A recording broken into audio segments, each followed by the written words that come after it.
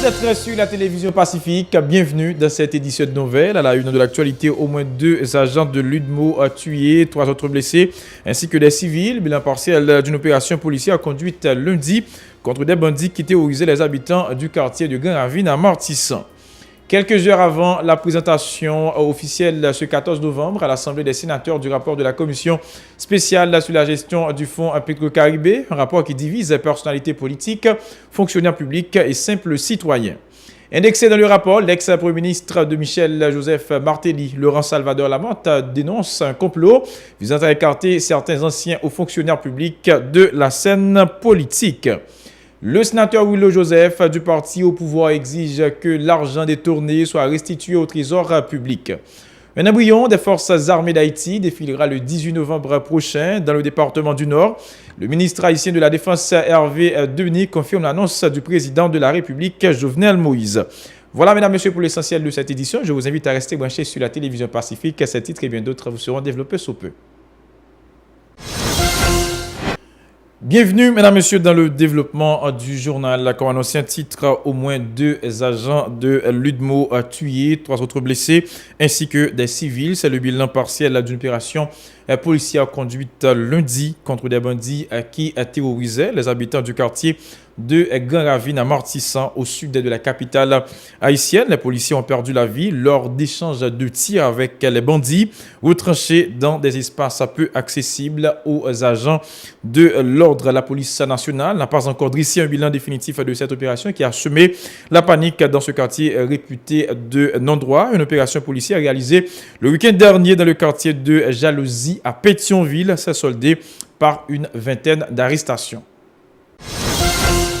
Autre nouvelle, le secrétariat particulier de l'ancien Premier ministre Laurent Salvador Lamotte rejette de façon catégorique les conclusions générales hâtives et extrapolations abusives du rapport de la commission sénatoriale spéciale chargée d'approfondir l'enquête sur l'utilisation des fonds Petro-Caribé dirigée par le sénateur Ivalier Beauplan.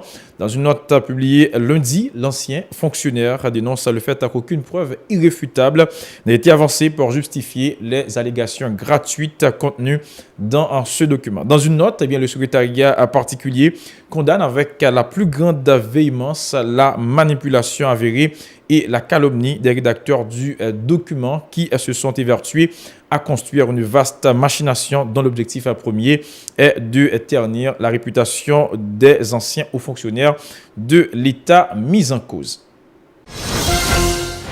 Les avis des résidents de Port-au-Prince sont partagés sur le rapport de la commission sénatoriale relatif au fonds Petro-Caribé soumis vendredi dernier au bureau du Sénat. Si certains Port-au-Princiens se félicitent de cette initiative, pour d'autres, il s'agit de manœuvres politiques. Selon eux, c'est à la justice qu'il revient d'établir toute la lumière sur ce dossier. Suivez ce reportage signé Mario Sylvain et David Mercius.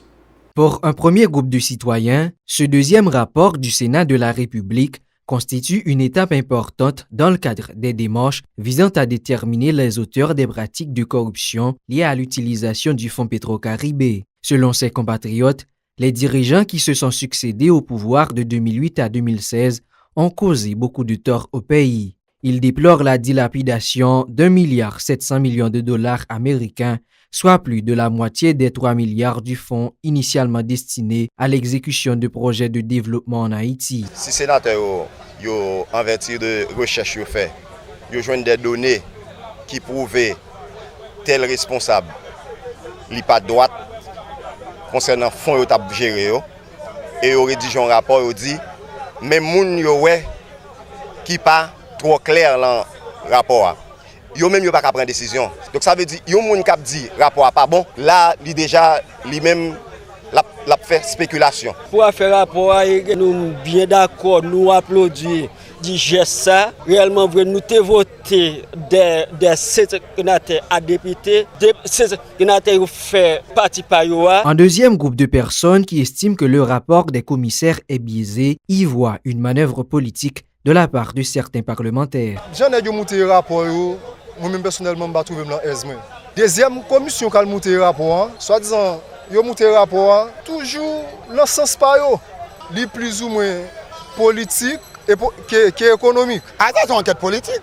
C'est une enquête pour nous haïr bandit pour là, n'a détruit bandit pour là pour bandit pas nous arrêter. Pour d'autres citoyens, c'est à la justice qu'il revient d'établir toute la vérité sur cette affaire de corruption. Et nous-mêmes position nous c'est pour restituer le peuple haïtien comme ça. Qu'il soit la valasse, tête calée, de gauche ou de droite, tout le monde qui est impliqué dans le dilapide des fonds pétro-caribéens, il faut qu'il remette l'État haïtien comme là. Nous avons demandé pour la justice ramasser force courage. S'il pas avec deux bras, s'il veut faire un bagage vraiment historique pour la nation, pour le sauvetage de la nation, eh bien que la justice fait travail sans pression. Parce que normalement, mieux que nous connaissons, nous avons une justice qui bafoue. Tout le monde qui est complice dans la question de l'argent pétro-caribéen pour mettre en bas code et pour la justice faire répondre par devant qui de droit pour l'argent ça que vous fin gaspiller que vous voulez faire peuple haïtien payer non question budget national. La commission sénatoriale spéciale chargée d'approfondir l'enquête sur l'utilisation du fonds Petro-Caribé a remis le 10 novembre dernier les résultats de ses travaux au bureau du Sénat. Le président de l'institution sénatoriale, Yorela Tortue, a rassuré que les commissaires en feront la présentation officielle le 14 novembre lors d'une séance en assemblée.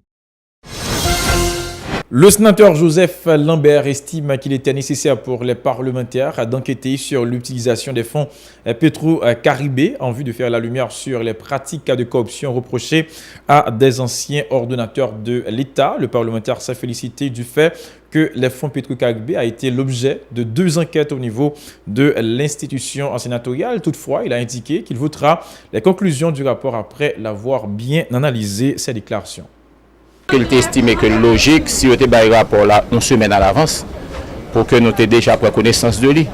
Mais demain, à mon humble avis, comme il va y avoir la conférence des présidents là maintenant, et c'est conférence des présidents qui pour juger ou bien décider qui va constituer élément du jour là, et là ça n'a pas capable de décider en toute honnêteté. Personnellement, je vais proposer au niveau de la conférence des présidents qu'il n'y ait pas débat demain sur le rapport Petro-Caribé dans la séance qui gagne pour faire là. Et en vitesse, moins ouais que gagne pas bicaméral, commission spéciale sénatoriale Sénat. Faut que nous disions en vitesse, me passer je me soulis. Il y a des bagages que peut-être nous gagnons ouais qui sont bon travail qui fait. Faut que nous disions dans l'ensemble. Et son travail que normalement pour complémenter des collègues qui fait. Et maintenant pas de méthode que on travaille comme ça, il n'est pas parfait. Et comme il n'est pas parfait, je ne peux pas prendre tout le monde pour me mettre dans le même panier, pour mal seulement lever même pour me voter les recommandations d'une commission. Il faut que moi fasse une décantation au cas par cas, chaque monde séparément, et puis pour nous juger de bien fondé, chaque ça a accusé chaque grain de monde. Et sous base ça seulement, de façon pragmatique, de façon scientifique, pour que nous analysions les conclusions et recommandations de ce rapport et en finale pour que l'homme qu'on aime voter en toute quiétude et en toute conscience. De son côté, le sénateur du Centre, Willow Joseph, insiste sur les sanctions à prévoir pour punir les personnes qui seront reconnues coupables dans le cadre de ce dossier de corruption. J'espère que la justice fera son travail en toute impartialité et exigera surtout que les fraudeurs restituent l'argent volé au trésor public, a déclaré Willow Joseph au micro de Edlène Vernal et de Francineus. Mais en Haïti, toujours un bagage qui arrive, toujours gagner enquête, toujours gagner rapport, mais pas jamais gagner sanction qui prend contre personne. Moi-même, ça, tout le monde connaît, le pays connaît, ça veut dire l'argent Petro-Caribé perdu, moun prend l'argent, il règle les affaires, ça veut dire pays a souffert, pays a payé. Moi, je crois que après analyse, nous allons regarder. Tout le monde qui est impliqué, de près ou bien de loin, la justice a bien pour agir. Et nous avons souhaité tout, la justice agit. Ce n'est pas agir pour faire mon marron, ce n'est pas agir pour arrêter mon mettre en prison, et puis ensuite, nous ne pas remettre l'argent. Il faut au moins nous traçons un exemple ici. Nous avons volé l'argent, ou arrêter ou faire remettre l'argent. Parce qu'en Haïti, je me connais, il y a un nègre qui a arrêté pour corruption, qui remet comme là. Il dit faut que la justice, une fois pour toutes, fait ça qui est bon pour le pays. Arrêter, mettre en prison et puis remettre l'argent. C'est ça. Donc moi-même, je ne vais pas voter pour faire personne habit, je ne vais pas voter tout pour me plaire personne. C'est-à-dire, nous avons regardé le rapport, tout ça qui est bon là-dedans, nous avons avancé, tout ça qui n'est pas bon tout, nous avons rejeté. Parce que moi, je ne vais pas venir là pour faire personne habit. ni nous pas venir pour nous plaire personne. Vous satisfait des travaux de la commission? De toute façon, monsieur travaille. Il fait un pile d'efforts, il travaille. Bien que, le sénateur m'a dit là, et il y a toute information, comme le sénateur Beauplan dit ça, il dit il y a une institution pas coopérée. Il dit qu'il n'y a pas toute information, mais ça, nous ne pas le garder. Et j'ai l'impression qu'il y a des gens qui pas dans le rapport, et que c'est la justice qui a tranché de ça, les gens a dit c'est qui était bas au l'ordre, comment ça a été fait. Parce que il faut, exemple, tracer une fois pour toutes. Autre nouvelle, le ministre haïtien de la Défense Hervé Denis a confirmé lundi le défilé d'un embryon des forces armées d'Haïti dans le département du Nord le 18 novembre prochain, comme annoncé par le président de la République Jovenel Moïse. Selon M. Denis, un contingent de 150 hommes et femmes constitue la nouvelle FADH, indiquant que ce nombre devra atteindre les 5000 et se dit confronté à des contraintes budgétaires qui entravent le projet de remobilisation de l'armée haïtienne dans ses déclarations. 18 novembre, nous allons célébrer dans le Nord. Pour une raison bien évidente, c'est vertière. Pour nous faire activité vertière, et nous pensons que, et comme le Nord est tout près aussi, comme le Cap est tout près, donc nous avons fait une parade avec nos forces et nous avons joint également les forces de la police là-dedans parce que ce sont les deux corps constitués. Nous constituons d'abord actuellement à l'état embryonnaire de corps et des soldats, des officiers soldats formés en Équateur. Évidemment, comme on dit, nous gagnons également 150 à peu près. Et nous gagnons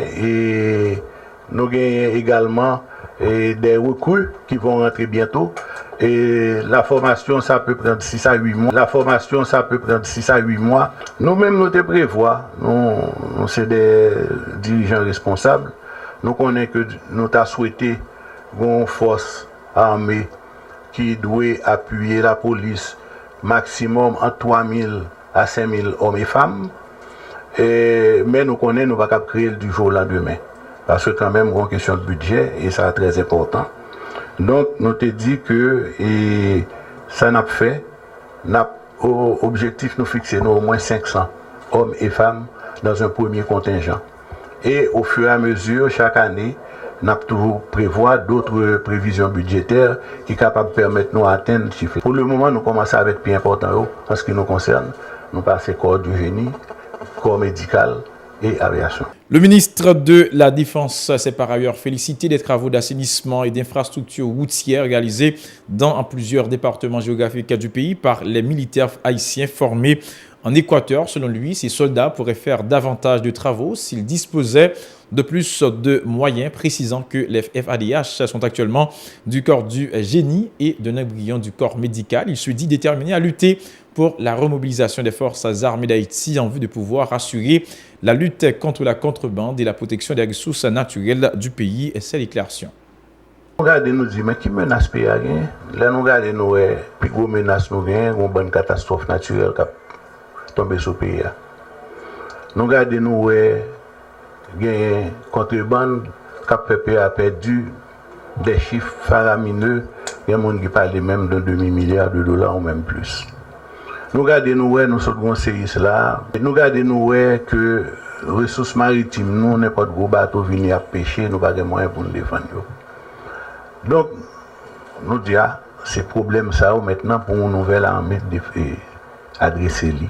Avec les faibles moyens que nous gagnons, mais nous déjà, nous un peu partout dans le pays, nous bien avant d'arriver, par exemple, nous avons déjà travaillé en 2013. Nous faisons 5 km de route en bicouche sur la nationale numéro 1 à Jean-Denis. Après ça, nous faisons au moins 6 km de route de Miro sur la route menant à Verrette. Depuis que moi-même là, nous faisons également intervention post-Irma. Nous sommes avec la sécurité civile. Nous sommes avant le cyclone et après, nous curons des canaux dans le nord-ouest. Nous faisons intervention post-Maria dans le nord-est également. Travaux d'assainissement à la Caille que nous faisons là en octobre 2017. Travaux d'assainissement à Carrefour que nous avons fait pour faire patronal Carrefour. Travaux de curage Port-au-Prince, Canal Bois-de-Chêne, tout récemment là. Le sénateur du parti au pouvoir, Willow Joseph, se dit favorable à la remobilisation des forces armées d'Haïti. Conscient que ce sujet divise, le sénateur du département du Centre appelle le chef de l'État haïtien à engager des consultations avec les différents secteurs de la société afin de rassurer un maximum de citoyens. Les déclarations du sénateur Willow Joseph.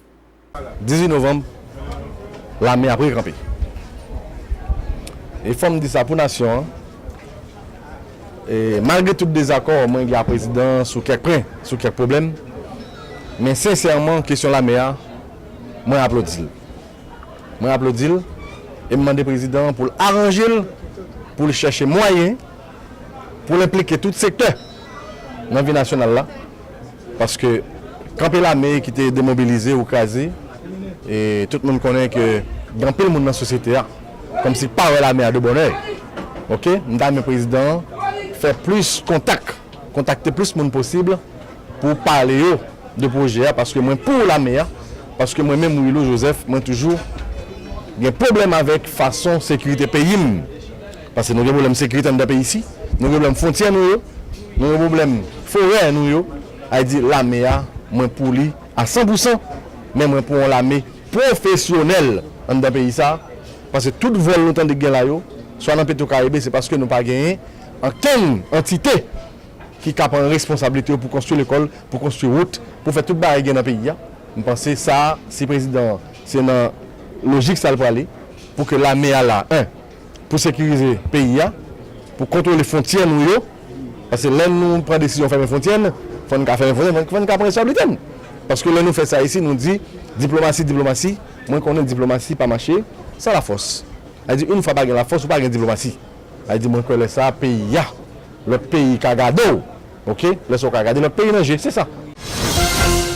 Mesdames et messieurs, c'est ici que prend fin cette édition de nouvelles. Merci à vous qui l'avez suivi. Je vous invite à rester branchés sur la télévision Pacifique, la chaîne 54 pour la suite de sa programmation.